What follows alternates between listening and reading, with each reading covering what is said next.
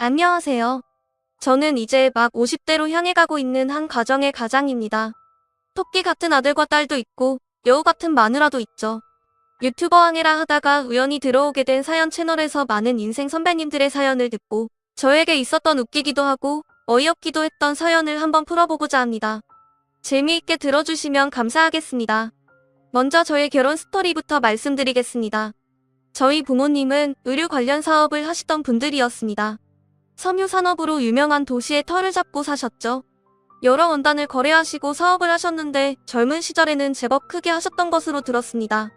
실제로 어렸을 때 우리 집은 유복한 편이었습니다. 그런데 제가 군대를 막 전역하고 20대 중반 대학 졸업을 앞둔 시기가 왔을 때 IMF가 오면서 사업을 정리하시게 되었죠.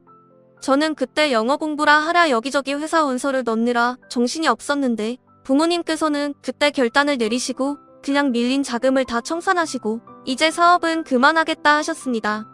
그 후로 그저 소일거리를 하시며 지내셨죠. 가지고 계신 건물 관리만 하시면서요.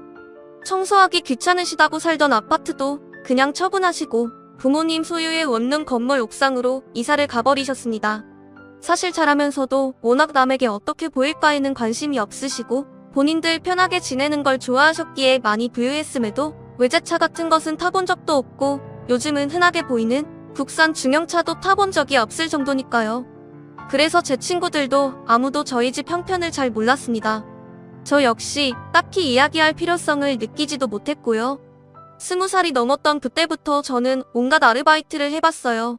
백화점에 가서 구두도 팔아봤고 새벽에 우유 배달을 뛰면서 저녁에는 호프집 서빙도 했습니다.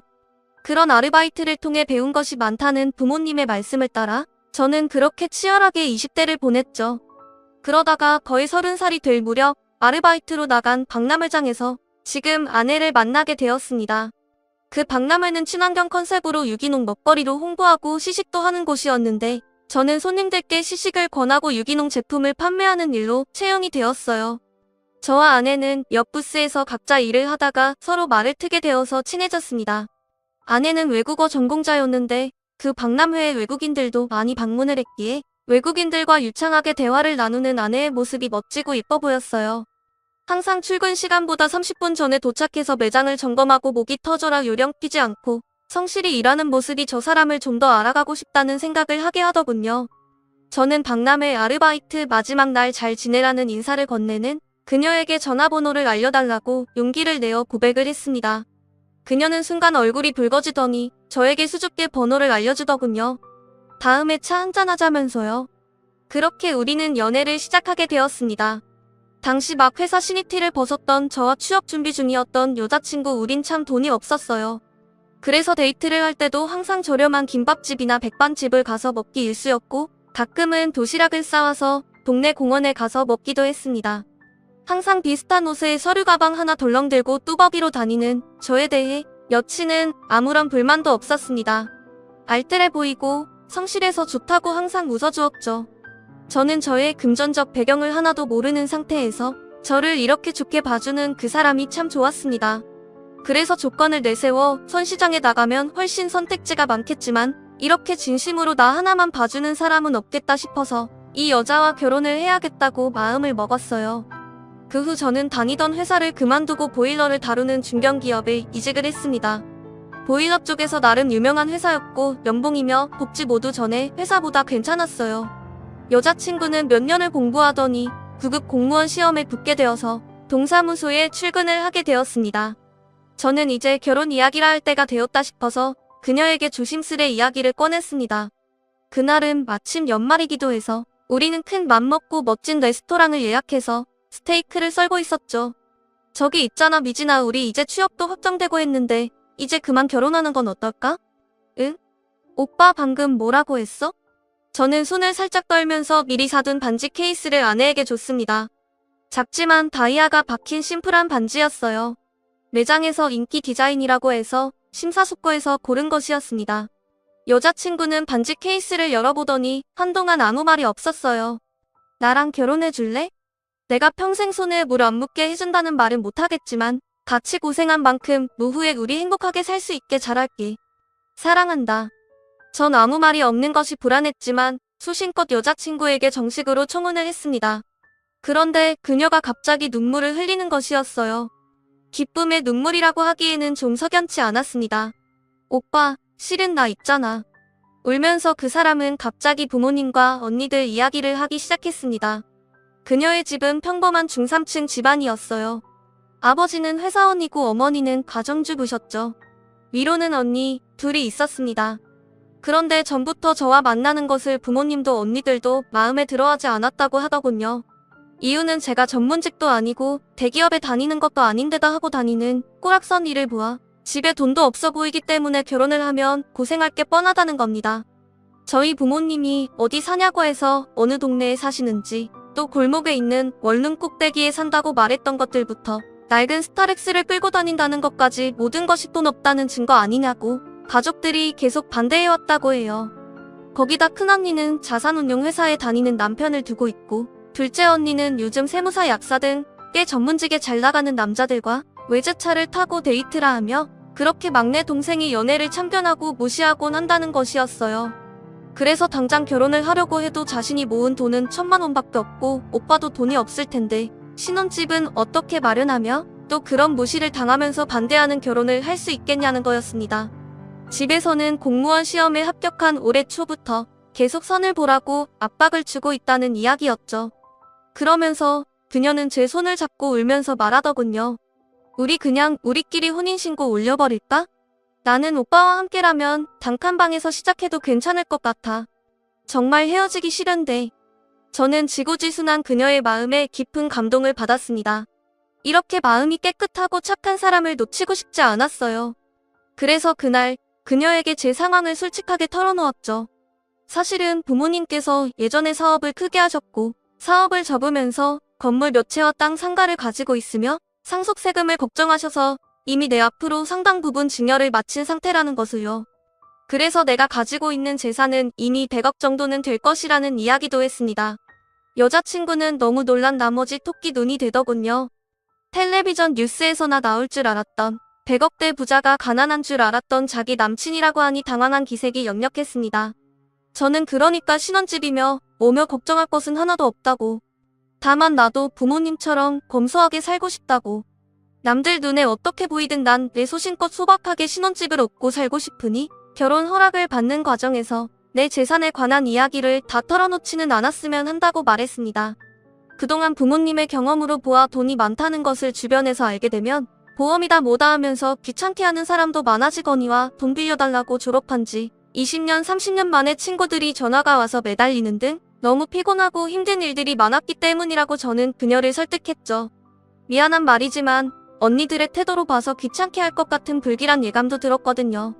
여자친구는 처음에는 가족들에게 숨긴다는 것을 내키지 않아 했지만 저의 오랜 설득으로 마음을 돌려 그렇게 우리는 여자친구의 가족들께 인사를 가게 되었습니다. 예약된 한정식 집으로 가서 그녀의 가족들을 만나던 날 저는 회사 면접 때 샀던 검정 양복을 갖춰 입고 나름 백화점 매대에서 산 5만원짜리 넥타이를 하고 차를 입고 갔습니다. 여자친구의 가족들은 그런 저를 아래 위로 훑어보면서 집안 형편은 어떤지, 결혼하게 되면 남자가 집은 해오는 거 알고 있냐는 등 여러가지 걱정인지 깎아내리기인지 모를 소리들을 해냈습니다. 이제 취직도 했는데 차도 한 대 사고 아파트 살 정도 돈을 마련하고 결혼을 했으면 좋겠다는 이야기들이었습니다. 저는 부모님은 원룸에 새를 살고 계시긴 하지만 소일거리를 하고 계셔 제가 부담할 부분은 없고 저는 제 월급 형편에 맞는 신혼집과 자동차를 구매할 예정이라고 말씀드렸습니다. 그리고 제 명의로 가지고 있던 20평대 아파트 이름을 대면서 이 아파트에 전세로 들어갈 생각으로 전세금을 맞추어 두었다고 말씀드렸어요. 부모님과 언니들은 전세가 웬 말이냐고 매매를 해야 한다고 주장했지만 저는 몇 년 안에 아파트를 살 수 있게 열심히 살겠다. 결혼하게 되면 아내가 번 돈은 아내가 모으거나 쓸 수 있게 해줄 것이고 저는 회사를 다니며 부업도 할 생각이라고 저를 믿고 맡겨달라고 재차 말씀드렸습니다. 제 이야기를 들은 부모님은 사람이 성실해 보이고 지금은 돈이 많지 않아도 소신이 있어 보인다며 결혼 허락을 해주시더군요. 그 와중에 저를 바라보는 언니들 표정은 좀 좋지 않았지만요. 여자친구의 언니라는 사람들은 미인들이긴 했지만 둘 다 성형수술한 얼굴에 비싼 가방을 들고 화려하게 치장하는데 열중하는 타입 같아 보였습니다. 저는 어떻게 한부모에서 태어났는데 아내와 언니들이 완전히 다를 수 있나 너무 신기했어요. 나중에 아내가 된 여자친구에게 물어보니 언니들이 너무 어릴 때부터 치장에 관심을 보이고 아르바이트 한 돈으로 몽땅 옷을 사버리거나 학원비를 가져다 미용실 가서 다 써버리는 등의 사고를 쳐서 부모님이 속을 많이 썩으셨고 계속 남친을 바꿔대는 언니들에게 자신은 완전히 질려서 아예 반대로 지냈던 것 같다고 하더군요.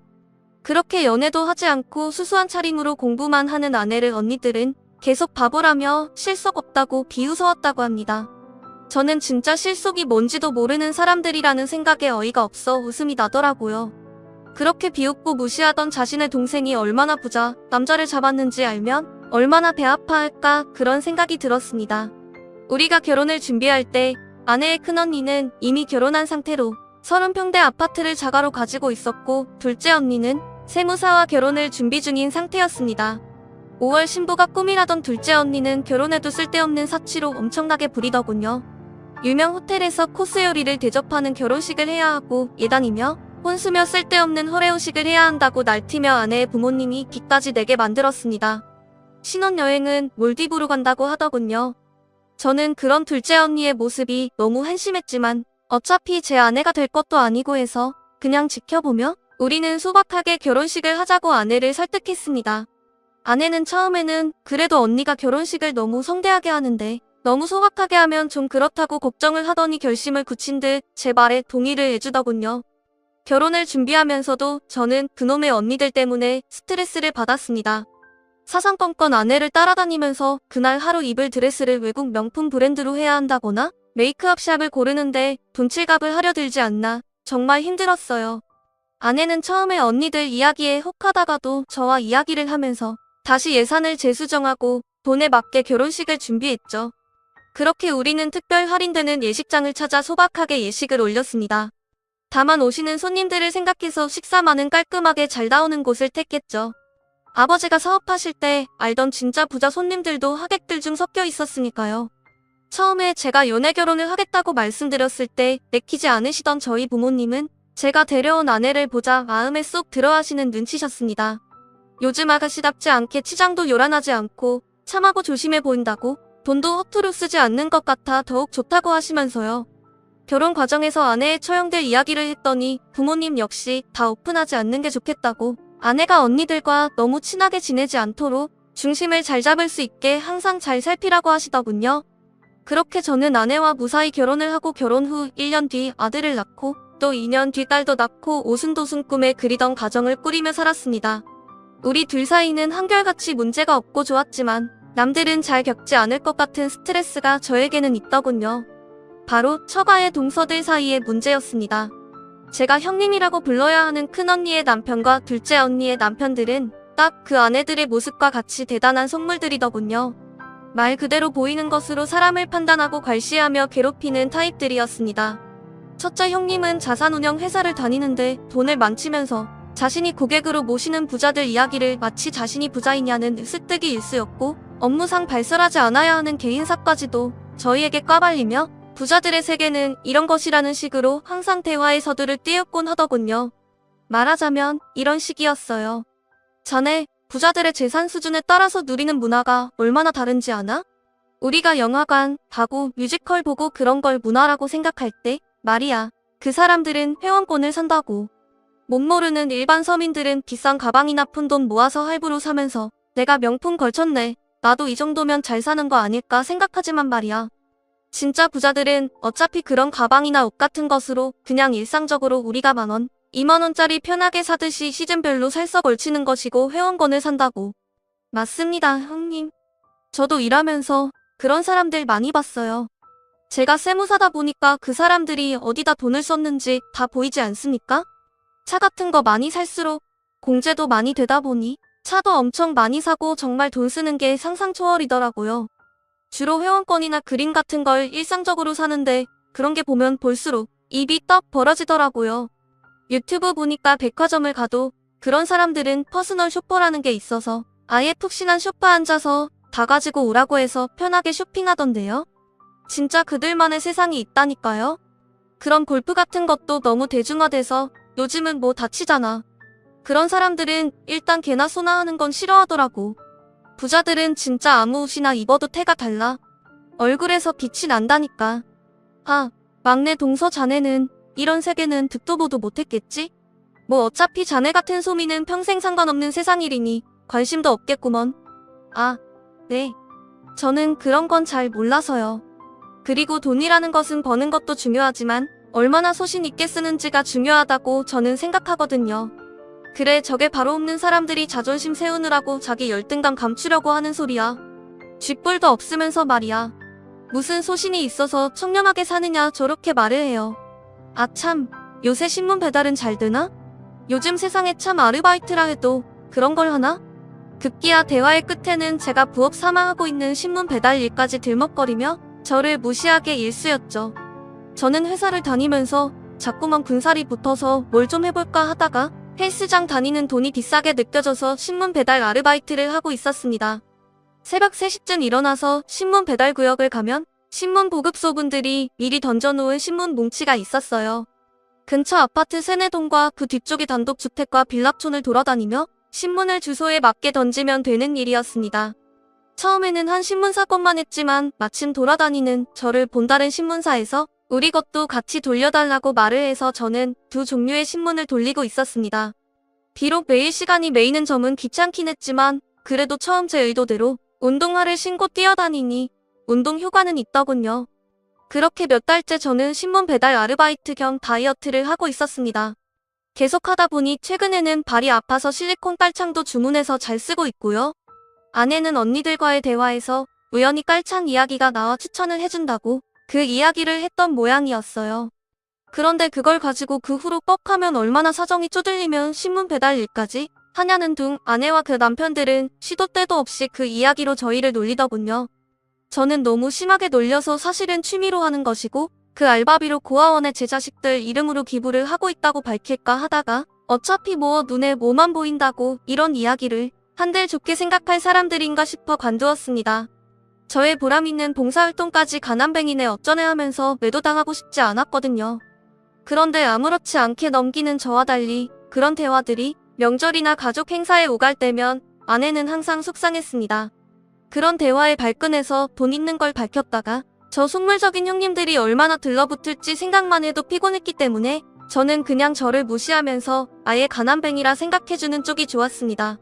아내는 아이들까지 같이 무시당하는 것 같다며 애들 교육이라도 비싼 영어 유치원도 보내고 좋은 옷도 사주겠다고 주장하다가 저에게 야단을 맞곤 했습니다.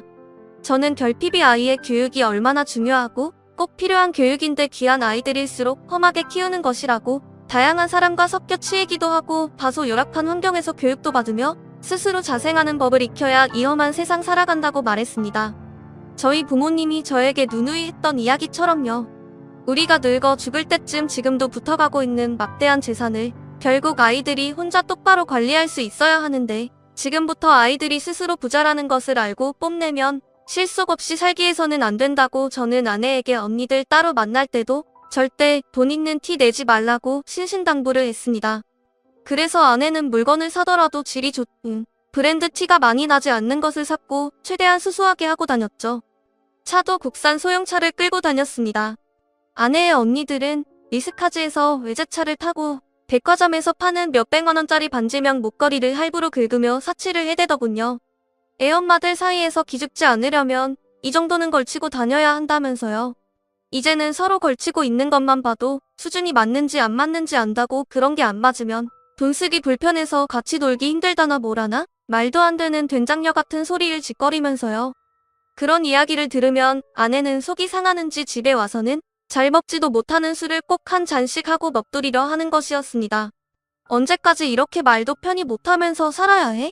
언니들이 당신 욕하고 무시할 때마다 이 아파트도 실은 우리 거고 땅도 있고 건물도 몇 채 있다고 그렇게 동경하는 100억대 부자가 우리라고 이야기하고 싶은데 우리는 언제까지 무시당하고 삭힘에 살아야 해, 여보. 나 가끔은 너무 속상해. 언니들이 너무 그러니까 자존심이 너무 상한단 말이야. 여보, 내가 말했잖아. 그런 이야기 해봤자 좋은 거 하나도 없다고. 사람들이 돈 많은 사람 하나 주변에 생기면 얼마나 그 사람 팔고 다니는지 알아? 무슨 일만 생기면 우리한테 와서 공짜 돈 바라고 돈도 많은데 보태주라는 등 기한 없이 빌려주라는 등 진짜 못살게 굴어서 편히 살 수가 없어. 이건 내가 살면서 경험해봐서 잘 알아. 이 문제만큼은 내 말 믿고 계속 비밀 지켜줬으면 좋겠어. 저는 다시금 아내에게 간곡하게 부탁을 하는 것이었습니다. 그러던 중 결국 처형들과 아내 사이에 사건이 하나 터지게 되었어요. 아무래도 자매들끼리 친밀하다 보니까 일어난 일이었죠. 사건의 발달은 아이들 교육 때문이었습니다.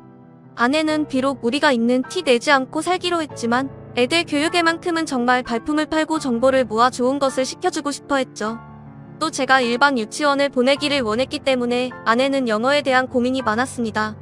영어 유치원을 보내지 못하면 영어를 어떤 식으로 시켜야 하나 고민을 했던 거죠.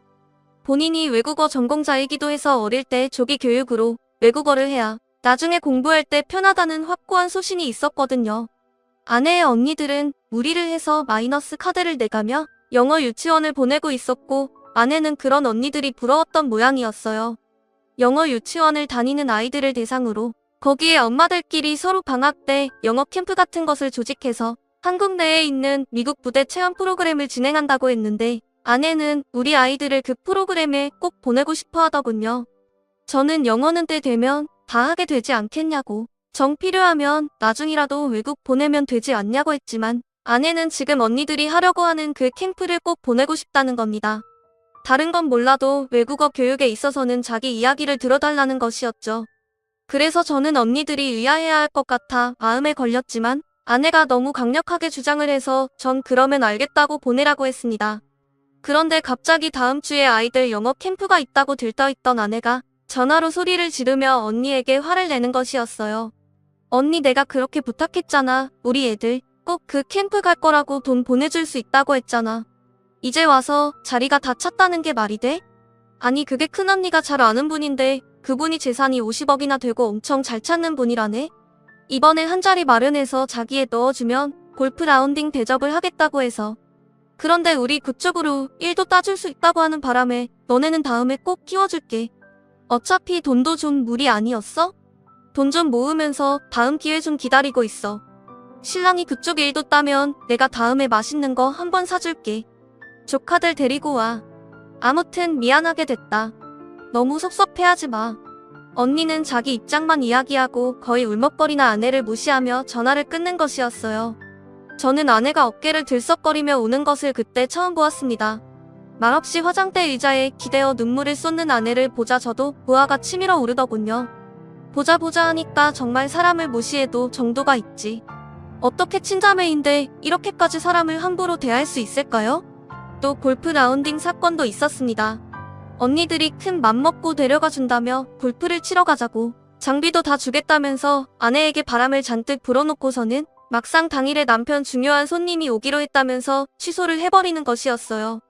아내는 자매들끼리 오랜만에 논다며 신나 있었는데 원래 언니들과 아내 그리고 첫째 언니의 남편 이렇게 4명이서 가기로 했는데 갑자기 첫째 언니의 남편이 자기가 데려올 중요한 고객이 있다면서 처제는 다음에 부르라고 했다는 겁니다. 어차피 신문 배달하는 집구석에서 골프나 쳐봤겠냐고. 이런데 한번 왔다가 다시는 못 올 건데 와봤자 뭐하냐고요. 아내의 언니들은 경악스럽게 그런 말들을 여과 없이 전하며 아내를 무시하더군요.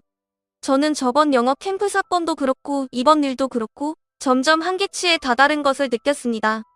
그래서 이제껏 정체를 밝히지 않았던 제 소신을 한번 접고 아내의 자존심을 위해 나서기로 했어요. 초등학교부터 집안끼리 잘 아는 친한 친구 중에 공부를 잘해서 의대를 간 친구가 있었어요. 이 친구가 형편이 좀 힘들어서 아버지가 의대 학비도 지원해주고 그랬었죠.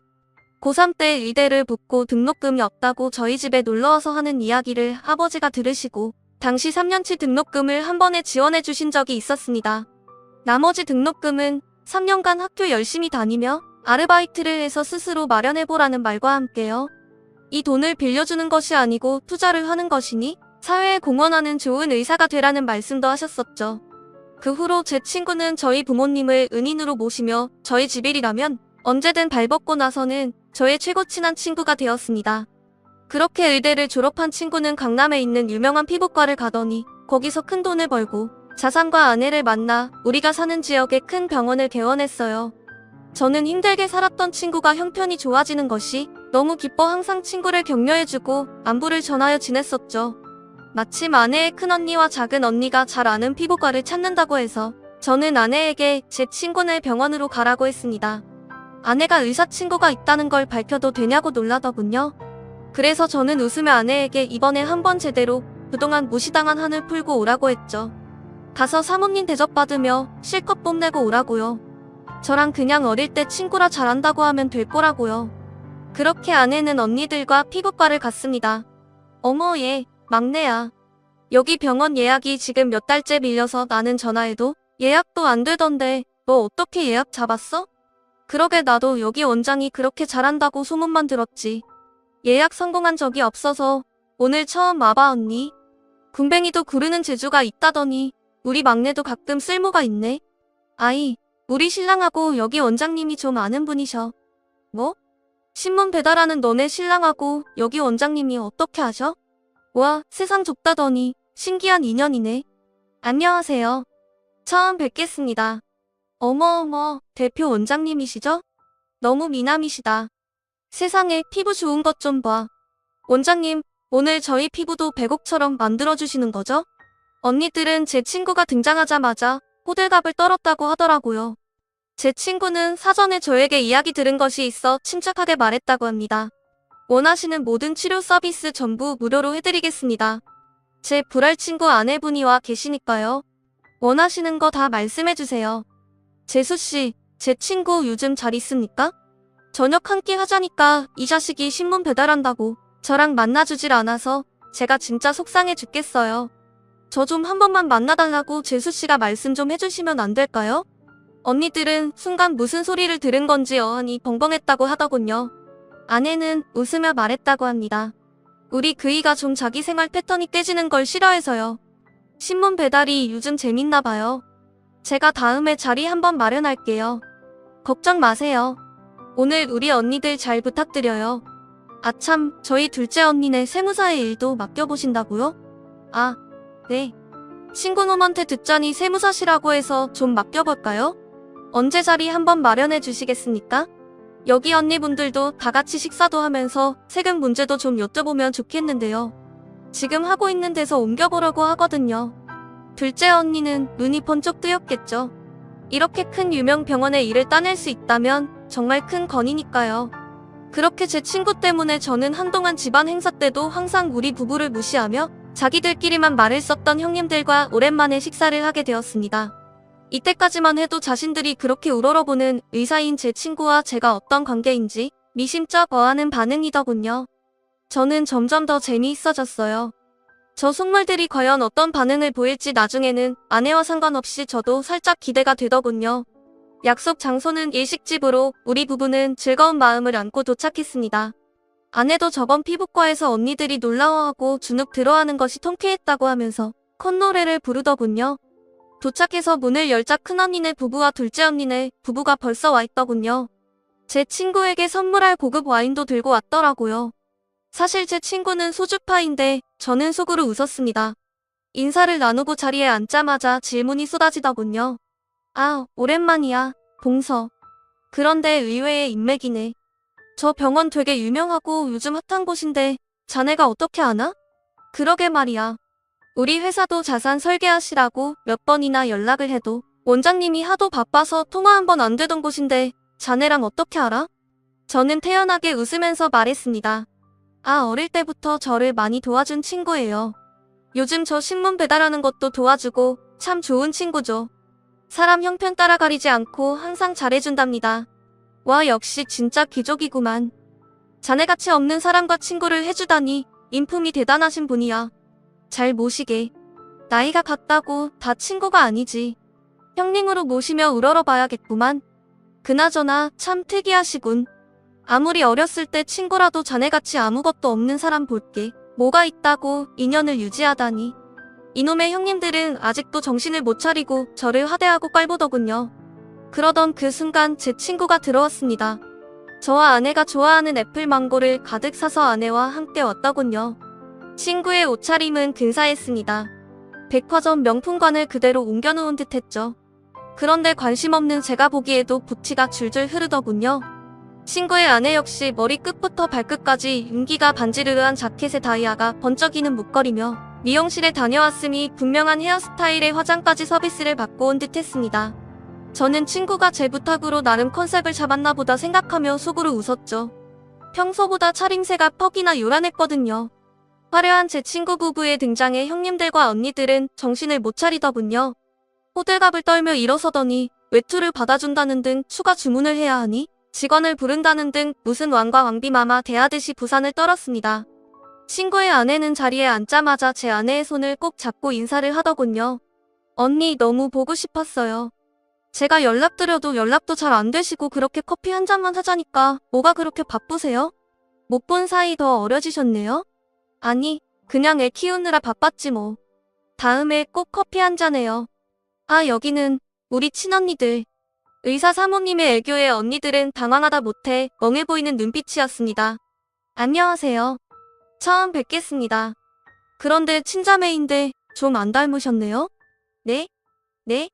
아니 제가 좋아하는 우리 언니는 이렇게 안 꾸며도 부잣집 사모님다운 기티가 흐르잖아요. 어떻게 자매인데 한 명만 기티가 나지? 신기하네요. 아니 무슨 제 동생은 신랑이 부업으로 신문 배달을 할 정도로 가난한데 사모님이 뭘 잘못하시는 거 아니에요? 기티라니요? 그 말을 듣던 제 친구가 픽하고 웃음을 흘리더군요. 부업이요? 제 친구가 그랬어요? 먹고 살기 힘들어서 신문 배달을 부업으로 한다고요? 말을 마치고도 한참을 친구는 배를 잡고 웃는 것이었어요. 그러면서 제 어깨를 탁탁 치더군요. 아이고, 이 웃긴 자식아. 내가 좀 그러지 좀 말랬지. 있는 티 좀 내고 살라니까. 골 때리는 너. 저는 그저 말없이 빙그레 웃었습니다. 형님들과 언니들은 어리둥절해서 회를 먹다 말고 젓가락이 공중에 멈췄더군요. 제 친구가 진정한 뒤 간신히 말을 이어가더군요. 저기 세무사 하신다고 그랬죠? 이 친구가 일 안 맡기던가요? 네? 네? 몰라요? 이 친구 재산이 저보다 더 많아요. 예전에 100억이었으니 지금은 몇백억 될 수도 있는데. 진짜 모르세요? 순간 저는 우리를 둘러싼 모든 시간의 흐름이 멈추는 것 같은 신기한 경험을 했습니다. 말 그대로 내 사람은 그대로 멈춰서 움직이질 않았거든요. 제 친구는 그렇게 시원하게 제 정체를 까발려버리더군요. 얘네 아버지가 완전 부자였는데 그것도 몰랐냐? 지금 살고 계시는 그 원룸 건물 외에도 가지고 계시는 건물이 몇 채인 줄 아느냐? 지금 얘네 아파트도 살고 있는 것 빼고도 몇 채나 더 있고 주식에는 얼마가 몰려있는지 아냐? 진짜 어떻게 가족이신데 아무것도 모를 수가 있냐고 친구는 신나게 속사포처럼 이야기를 하더군요. 그리고 마지막에 이렇게 말했습니다. 제 친구가 가난했던 저에게는 의대를 다니게 해준 은인입니다. 돈이 많아도 함부로 쓰지도 않고 신문 배달로 기부도 하고 얼마나 속이 깊은지. 저는 진정한 부자의 모습을 보여주는 제 친구가 너무 자랑스럽습니다. 그 자리에서 형님들은 갑자기 자세를 고추앉더군요. 우습게도 그렇게 공손한 자세는 그분들을 안 후 처음이었습니다. 동서, 저게 그동안은 무례를 용서해주게나? 우리가 저게. 미안하네. 응? 그렇게 더듬거리는 큰형님의 셔츠가 땀으로 흠뻑 젖었더군요. 아, 그래. 동서, 우리가 미안하네. 미안해. 제발 사과를 받아주게나? 왜 진작 이야기를 하지 그랬어. 작은 형님 역시 비굴하게 저에게 빌다시피 사과를 하더군요. 저는 가볍게 웃으며 형님들 때 말했습니다. 그동안 저를 발가락에 낀 때처럼 무시하시더니 어떻게 생각이 좀 바뀌셨습니까? 진짜 부자는 어떻다고요? 직접 눈앞에서 보시니 어때 보입니까? 형님들 이제 용도요 국산차도 끌고 다니고 1,000원짜리 립밤도 발라요. 형님, 저한테 사과를 받아주시겠습니까? 형님들 이제 용도요 국산차도 끌고 다니고 1,000원짜리 립밤도 발라요. 형님들이 부자라 생각하는 사람들 다 속빈강정입니다. 제발 실속 좀 차리면서 함부로 남 판단하지 마시고 정신 똑바로 차리고 사세요. 그 말을 마치고 저는 아내와 친구 내외와 함께 웃으며 자리에서 일어섰죠.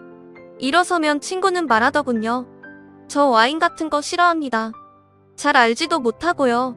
저는 이 친구와 양은 냄비 뚜껑에 덜어먹는 라면하고 소주가 최고거든요. 그렇게 저의 통쾌한 복수극은 끝이 났습니다.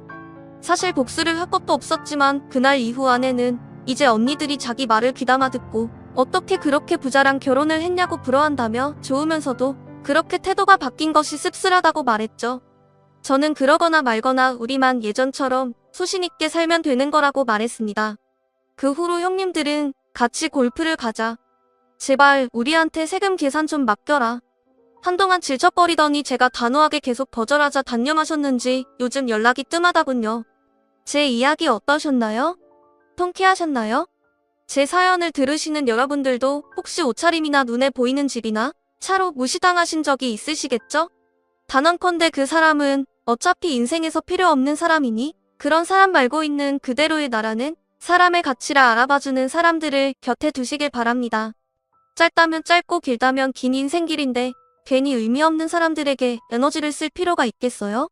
저는 앞으로도 새벽에 열심히 신문 배달을 하며 제가 정직하게 땀 흘려번 돈의 가치를 몸에 새기며 사회에 도움이 되고 우리 아이들에게 올바른 삶의 길을 보여줄 수 있는 사람이 될 수 있도록 노력할 것입니다.